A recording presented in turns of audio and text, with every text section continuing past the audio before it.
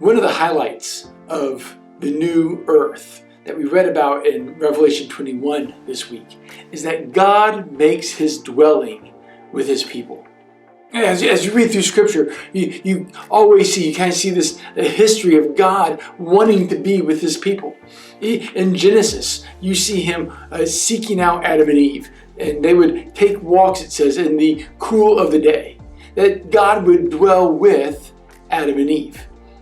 When you see God using Moses to lead the Israelites out of Egypt, God makes his dwelling among his people in a pillar of cloud by day and a pillar of fire by night. As they were traveling through the desert, God would make his presence among them as he would lead them out as they would travel. And then as he would stop and they would make camp, he would dwell there in the middle of the camp. God wanted to be among his people. You fast forward all the way to the New Testament. And the Apostle John, he starts his gospel, and there in the first chapter, he says that the Word became flesh, that God became flesh, that Jesus put on flesh and made his dwelling. He made his tabernacle among us. God has always longed to be among his people.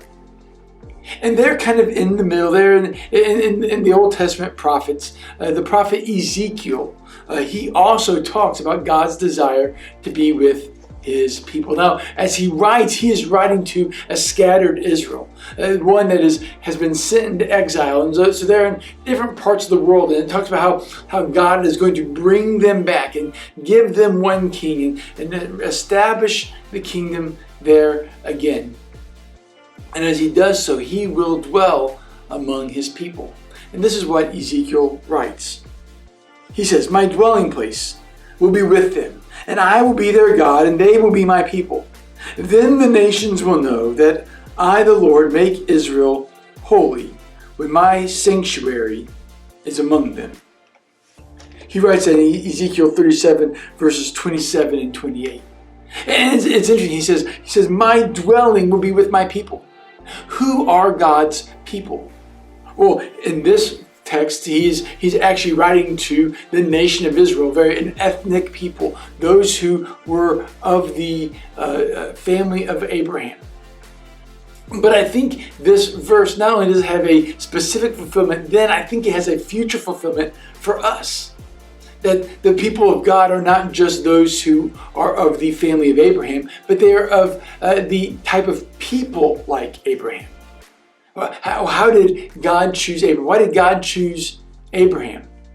When you look forward, when you look back in Genesis and you look in Hebrews, it says that God chose Abraham by faith. That it was Abraham's faith, that it was his obedience, it was his living out this trust, this allegiance to God. And so who are the people of God? Who are those that God says, they will be my people and I will be their God? They are the people not just of a certain racial and ethnic group, but they are people of faith.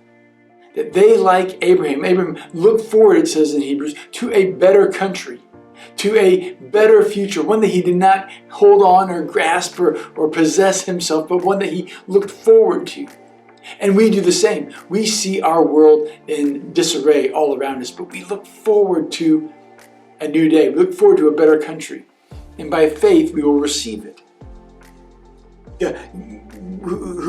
Where will God dwell? God will dwell with his people. When you see that description in Revelation 21, that in the New Jerusalem, that like the crown jewels, that God will be among his people again.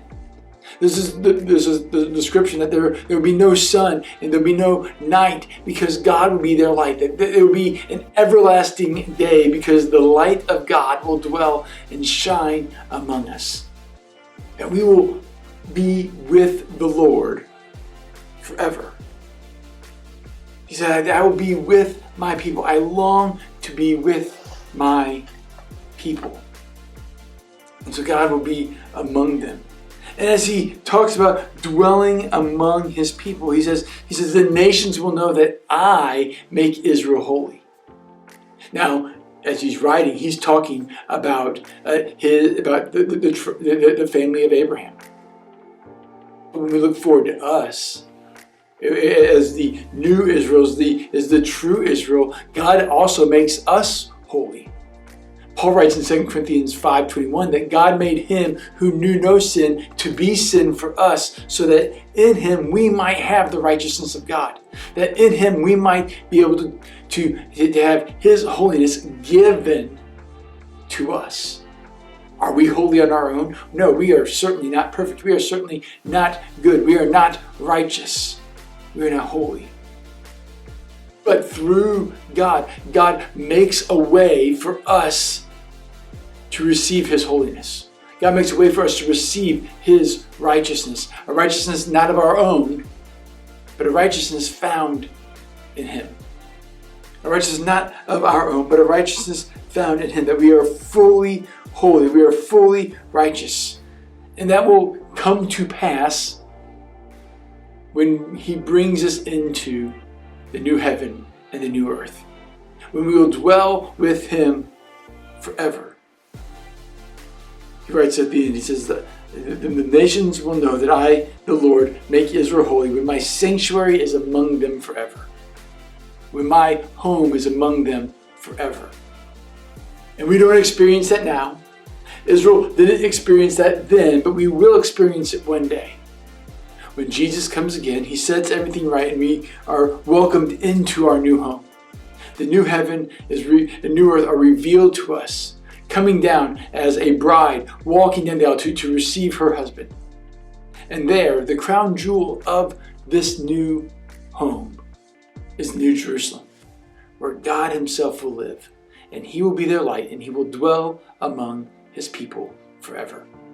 And in that day, he will be our God, and we will be his people, and he will make us holy, and we will dwell with him forever.